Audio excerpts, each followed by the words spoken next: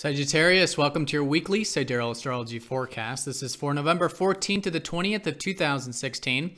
I'm Athen, and this channel is about using the actual constellations in the sky, known as Sidereal Astrology. If you are new to the channel, be sure to check out the link down below because the signs are different, which means your sign might be different, and you'll want to watch this for the right sign. All right, so Sagittarius this week, a lot going on astrologically as it's been in November, very active time. A lot of things changing and shifting. Now, this week, we start things off with a full moon, and this is going to be right on the cusp between your 5th house and your 6th house. Okay, so this time of awareness, a time of this status check. And so asking yourself, how is the work going?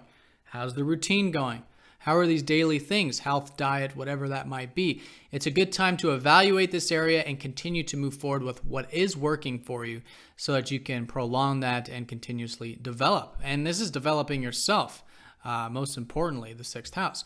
Now, the full moon is also very close to your 5th, so also asking yourself, how's your self-expression? How's your creative side? How's a lot of this, let's say, inspiring energy and inspiring towards the things that you enjoy in life, that are close to the heart, that means something to you there. Maybe hobbies, interests, children, if you have children in your life, creative, sometimes entrepreneurial, because that's what you create, romance for some of you, but basically any of this inspiring stuff. So how's that going? Doing the status check can be a great time this early part of the week. And then as the week unfolds, really as the coming months unfold, to continue to move those things forward there. Now, this early part of the week, we do have Mercury sextiling up to Mars as well. So there is this sort of opening with all of this Mars shifting into your 2nd.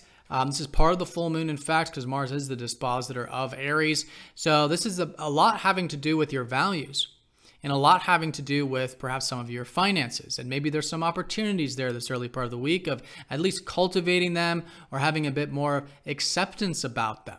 Okay, and that detachment, I think, can be a healthy flow because let's face it, Mars in the 2nd is about taking action, is about initiation and getting things done. And so, yes, with that initiation, I think it's great, to cultivate the values, to cultivate the finances, but with a bit of receptivity, with a bit of detachment. And I think you can likely, depending on your personal chart, find this to be quite easier in relation this early part of the week. Now, Venus, another player in all this, dispositor of Taurus in your 1st. You guys, it's really good for relationships right now. You might be feeling good, looking good. Really good for the self-image, maybe going to the salon or getting some clothes, things like this to help spruce up that self-image and spruce up that self-reliance, your independence, really cultivating your personal needs and also cultivating relationships. Again, maybe a bit of the routine and health could be emphasized with Venus in the 1st, as well as maybe connecting with friends could also be emphasized these coming weeks as well. All right, so yeah, that's the first half of the week, basically. Also, that, like I said, really good for a bit of that alone time.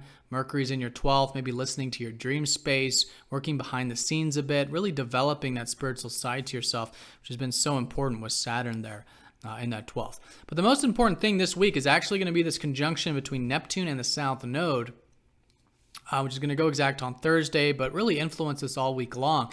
And this has to do with some changes. Okay, there's some changes taking place collectively for your sign. I think a lot of it has to do with your mind and your perspective on things. Okay, this is going to be in your 3rd house. So ask yourself if you have a balanced sense of practicality or a balanced rational mind, practical mind. This is about how we think about things. It's like the left side of the brain, which is about how things work. It's about the practical, it's about intellectual, it's about reading, writing, sharing, communicating, and exchanging. So how is this synergy side of your life going? How is this intellectual side of your life going? Is there an over and extreme? Do you feel like there's maybe too much emphasis on overthinking or wanting things to be figured out? Or maybe there's not enough practical. Maybe there's not enough of the realistic approach to things, or what you might call scientific approach or rational approach to things. Okay, and this is what's being brought back into balance is this conjunction. So you can have healthy communication, healthy intellectual pursuits, and intellectual perspective, practical perspective. But it does require a bit of acceptance. It does require living in the present moment without projecting into anything, because that's the over extreme of Neptune is when we project. into the future, creates confusion, doubt. Or maybe there's lethargy. Again, not enough of the third house stuff. All right, so as you make changes there, you're going to find this is all facilitating your life path, which is about opening your mind to possibilities, which is a great place to continuously focus and learn, which is the North Node in your ninth. But of course, we can't have one without the other. Can't have possibilities without practical use. And we can't have practical things in our life without open belief systems. All right, so it's that kind of a thing. Now, right after that conjunction, Mercury will be squaring up to it. So giving it a bit of space, again, detaching if there's anything that's internal or external having to do with the reactive energy, which is sometimes the case, or wanting to, again, project onto things. The best way to work with this square is to initiate, make some changes. Okay, they may be uncomfortable changes. They, again, might have to do with more acceptance, more detachment. Okay, maybe with Mercury in the 12th or working behind the scenes, something like that. And again, changes with your mind and the practical. Okay, so if it's uncomfortable, that's very natural, very normal, but initiating the change nonetheless. If it's something you feel like you need to make change with or want to make change with, I think it's great to utilize it in that fashion. Now, as we get into the weekend, Venus is actually in harmony to that conjunction, so it's actually quite easy in this sense, or there's support with it rather, coming from your first house. Coming from maybe a bit of that independence, enjoying the self-image, enjoying the relationships, enjoying a bit of those values in your life.